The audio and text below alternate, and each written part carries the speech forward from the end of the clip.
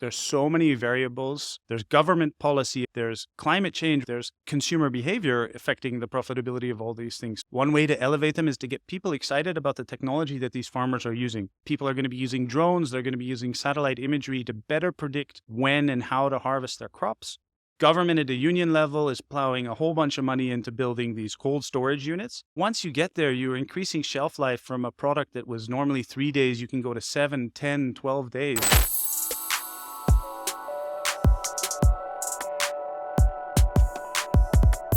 Welcome to CXO Diaries, the voices behind tomorrow's tech. I'm your host AJ, and today I want to talk about food. Food is more than just sustenance, right? It's an integral part of our culture, of our lives, and our history.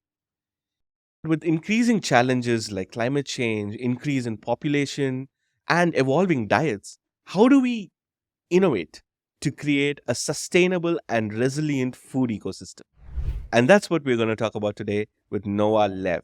Noah is the co-founder and partner with Boostable, and Boostable is a Netherlands-based innovation powerhouse that's investing in brilliant minds that's addressing these very problems in our global food ecosystem. Let's dive right in. So Noah, thank you for coming on the show. No, hey, thanks for having me. First of all, really excited about India Innovation Week coming up. I think it's going to be a great opportunity. Yep, AJ, thanks for having me here. absolutely. Really excited to have a chance to talk to you about all the things we do and have done and I'm doing, and Yeah. love to be here in India. So really glad to have an opportunity to connect before Indian Innovation Week. And then, in December, we'll be back again to connect again. So Absolutely. Yeah. Let's kick things off with your profile, right? So you've been a merger and acquisitions specialist, as one would say, but you have focused all your career in food tech, something to do with food, agriculture, and things like that. Where does this passion come from So it's a pretty easy one. I grew up on a farm right? and I saw how hard my parents worked every day. Limited holiday options because if you wanted to go on summer holiday, somebody had to take care of the plants. Right. Then you couldn't leave. And I saw it was a tough life, Monday to Friday or Monday to Sunday, 7 days a week, 24 hours a day. And growing up, I saw how tough that life was and decided naively that that's not what I wanted to do. I Okay. wanted to go to school, go to university, get some big flashy job where I could work 9 to 5 and, close up on Friday afternoons and go on a holiday or go on a weekend or something like that. And that's what I did. I left home. I went to study abroad. I studied in the University of Amsterdam, did my MBA in Switzerland 10 years later, had a career in wealth management before the MBA. And that was kind of where the big motivational change happened. During that period, creating wealth for others, which is your core business as an asset manager or protecting their wealth, Mhm. that's a very numbers-based initiative. And so whether the market's up or down, you have very little impact on the outcome of that as an individual. And it's not very rewarding for me. And I think that goes back to what I grew up with, growing things. I mean, you see a crop start in a seed and it becomes a plant, and then you can either eat it or put it in the kitchen or, use it to celebrate an event. And I realized that doing that with interest rates or return on investments wasn't a thing for me. And that's how I got into food. I think I spent some time during my MBA program at IMD in Lausanne, reevaluating what I wanted to do with life. And getting into food was a big part of that. I love food.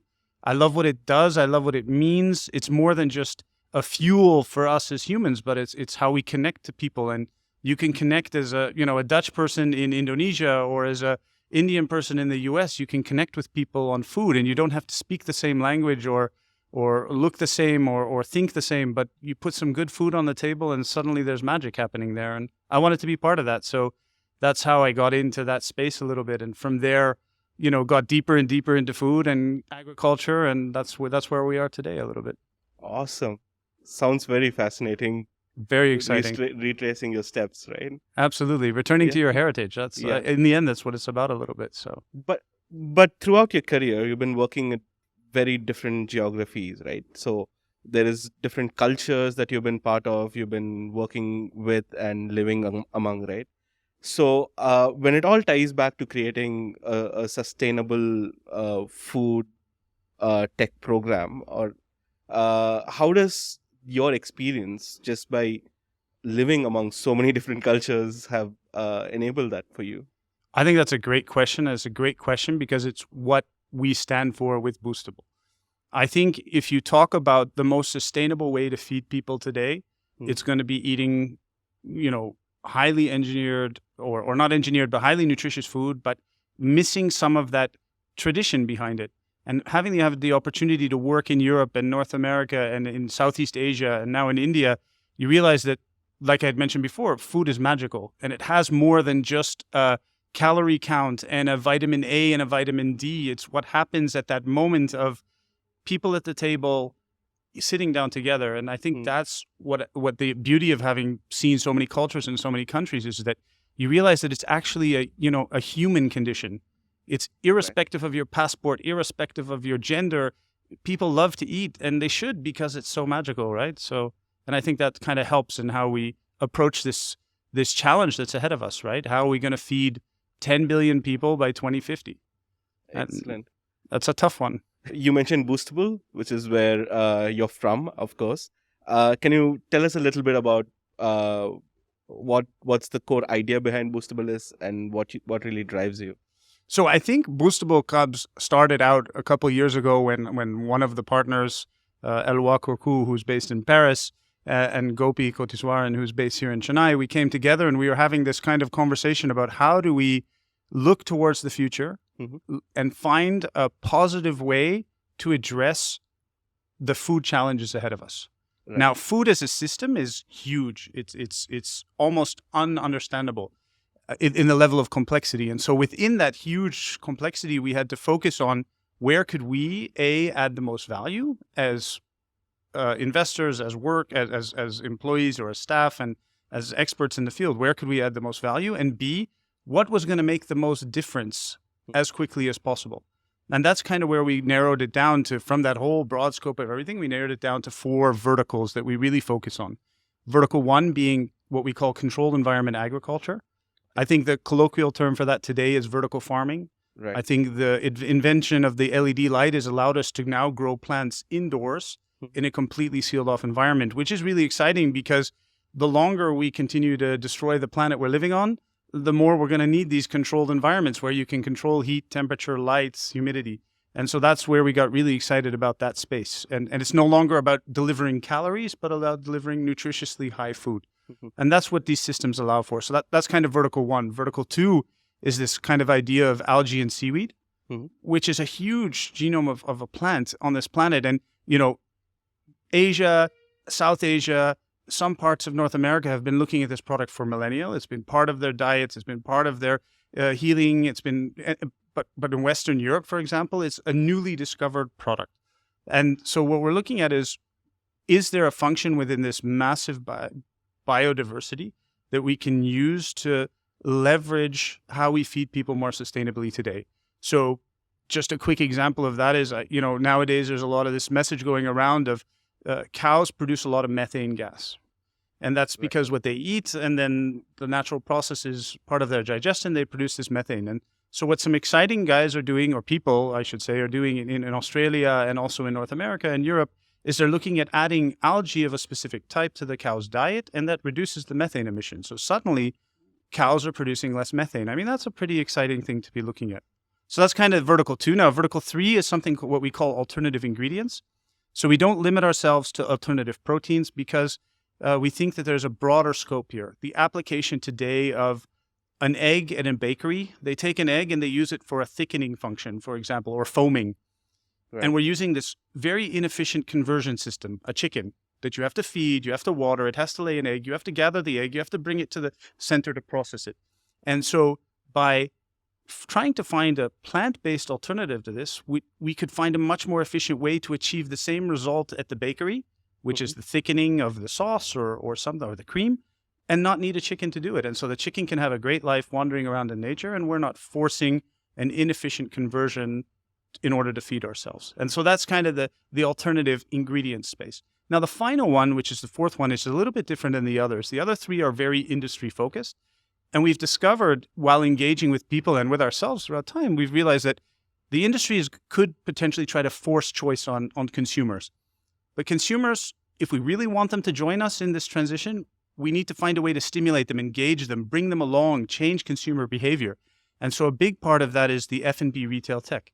And so a good example of that is, here in India, for example, you guys have got Swiggy. If you told your parents that they would be able to order their groceries and have it delivered to their home in 10 minutes pre-COVID, let alone 10 years ago, the likelihood was they would laugh at you. Nowadays, people are actually at home. They're ready to start cooking. They forget an ingredient. They order it. It gets delivered, and now you can cook it.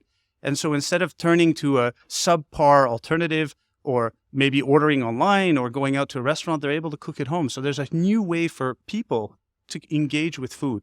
And so that's kind of the fourth vertical we really focus on at Boostable. Excellent. So 4 verticals, which are pretty interesting. Yeah. How did you arrive at these specific, technologies, right, to explore? I think that a couple of them really are in our own expertise. So we're happy to be back in our own backyards. Vertical farming, indoor farming, it's kind of what I grew up with. The F&B retail space is really where, and technology is where both Gopi and Eloi have had a lot of experience in developing. And when we look at algae and seaweed and we look at alternative ingredients, these are things that we've discovered along the way that we want to be able to eat the things we love. But the things we love are not great for the planet. And so we have to make a choice. Do we continue to eat the things we loved? Will our children be able to eat the things we love? Or is it destroying the planet? And that's where these 2 algae and alternative ingredients come in, because we could find a better way to make the delicious French cheese. I'm not sure how popular that is here in India, but, back in Europe, French cheese is really popular, it's stinky and, gooey. And there's a way to do that now that's more sustainable than it was before. And so that's kind of the motivation that got us along these 4 verticals. Excellent. You mentioned about user centricity of the food tech. I remember having a discussion with my mother, because we exclusively buy things, be it groceries or food, exclusively on apps like Swiggy and Zomato. Amazing. And it just goes back to think, like, if your mother can do it, then that's a good technology, right? That's amazing. And if your grandma can do it, that's even better, right? That's even better, exactly. I totally agree. That's awesome. And I'm glad that you guys are engaging. You see a huge adoption rate here in India. Right. There's this leapfrog phenomenon where you're able to skip some of this old technology that other countries are still working with and move right into the future, which is kind of what gets everybody excited about India these days. Absolutely. It's fantastic. I was reading a little bit about vertical farming. And a couple of stats really stood out for me, right? We all heard about vertical farming, but you don't read about it until like for somebody like me, I had to read about it because I was doing a podcast with you. Awesome. And one more person that knows about it. Yes. Yeah. So I read an amazing stat that said in vertical farming, you get to save about 95% of water, and you can grow about 390 times the same amount of food in a square footage. Do you think, given that stat and given the world's splurge in an explosion in population, it's a no-brainer to get there? Do you think that's where we will end up in? I think the choice is not up to us. I think we've pushed the planet's resources to the maximum. Right. And we're starting to see those changes. So a great example is, I'm sure you remember the tomato crisis of 3 months ago here, where tomatoes went to 250 rupees and then down to 20 rupees and then down to 2 rupees. Climate's going to take control now. And it's not only going to happen here in India, it's going to happen in other places. As the temperatures go up, crop types that were originally there are going to change. And so we need to find a way. And we've done that. Humans innovate, right? I mean, we've been to the moon. India was there just a couple months ago, and you're still there. So humans, we innovate. We have this nature. And so instead of relying on going back and trying to fix something, we're going to innovate our way out of this. And part of that is the principles of vertical farming. Water reduction is a big one. The ability to grow a huge amount of crop, high nutritional crop, fresh lettuces, tomatoes, all this peppers, all these exciting crops that you can grow indoors. This is going to feed the generations to come, and we're able to do it at a scale inside the city. If you go around here in Chennai, or you go to Bangalore and you walk around, there's less and less food production or growth in the cities, right? They become deserts of food, actually. The food's grown outside and brought into the city. And what we can do with vertical farming is we can move it back into the cities, closer to the people, because on top of the challenges that climate presents, humans are pretty inefficient at moving fresh vegetables across the world. 30% of everything we produce at farm gate is destroyed just in the supply chain. Whoa. So, 100 tomatoes leave the farm gate. By the time they get to the consumer, you've lost 70 just because the supply chain is not good. The crops are damaged. They sit on the shelves too long. So there's, by moving the farms to the cities, we get rid of a big part of that supply chain and say, hey, we're finding a way to save more food, deliver more nutritious food. So our view on this is that vertical farming is going to, get there. Now, it's not without challenges. And I think one of the big challenges that everybody will be quick to talk about is that you have to put lights in, which consume electricity. Electricity puts pressure on the network. It creates its own form of energy usage, which is not necessarily sustainable. I think that conversation has a limited time span. And the reason why we're backing vertical farming is because we know that within a short period of time, that discussion about how to efficiently and sustainably generate energy is going to become a thing of the past. We're seeing a huge transition in solar energy. We're seeing biomass energy creation. We're seeing windmill, water. The amount of investment that's going into these kind of technologies today means that the excuse as energy being the problem for vertical farming in our view is limited. So today, big challenge. 5 years out from now, I think we're hopefully going to be over that challenge and be talking about, hey, do you have a vertical farm at home? Does your grandma have a vertical farm at home? Because that's going to be the future. I also want to talk about India in particular. India is very rich in and has a very rich culture and history with agriculture, right? Right now, India is probably the second biggest producer of agricultural products, second only China. Having said that, 50% of Indian workforce, they do agriculture, but agriculture only contributes to say 18% of GDP, which is it gives a mixed feeling, right? So you have so many people working on a particular industry, but it's contributing to much lesser than you would expect. How does food tech in general and your visions in Boostables and the focus areas that you are prioritizing, do you think any of that will contribute to boosting this and create a more profitable atmosphere for people to do agriculture?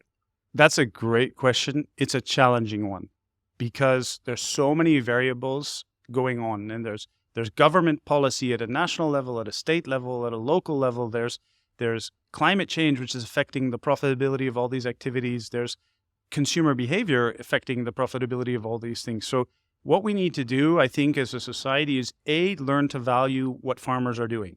I think in general, we look down a little bit on farmers. We think, hey, you produce food, that's all you do.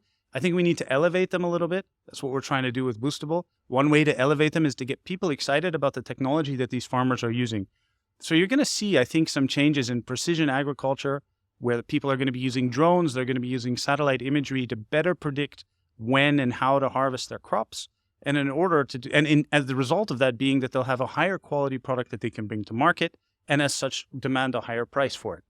At the same time, what we need to have is a good matchmaking system between the farm gate and the consumer. And as long as we have these traditional middlemen that are going to push the farmers' margins as low as possible and raise the price on the consumers, we need and technology allows for that. It allows for marketplaces to be created that didn't exist before. So that's another part that we're quite excited about.